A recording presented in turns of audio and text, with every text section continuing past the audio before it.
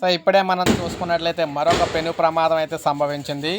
కర్ణాటకలో road ప్రమాదంతో AP వాసులు అయితే చనిపోవడం అయితే జరిగిందనమాట. ఆంధ్రప్రదేశ్ సంబంధించిన వ్యక్తులు అయితే చనిపోవడం జరిగింది. కర్ణాటకలో రోడ్డు ప్రమాదం చోటు చేసుకుంది. వంతెన గోడను బొలెరో వాహనం ఢీకొన్న ఘటనలో నలుగురు ఏపీ వాసులు అక్కడికక్కడే మృతి చెందారు. మృతులను హిందూ పురాణానికి చెందిన నాగరాజు, సోమ, నాగభూషణ్, మురళిగా గుర్తించారు.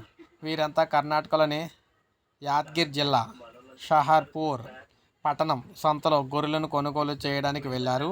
ఈ క్రమంలో రాయ్పూర్ జిల్లా దేవదుర్గ తాలూకా గబ్బూరు పోలీస్ స్టేషన్ పరిధిలోని అమలాపురం వద్ద వీరి వాహనం వంతెన గోడనైతే ఢీకొట్టిందనమాట.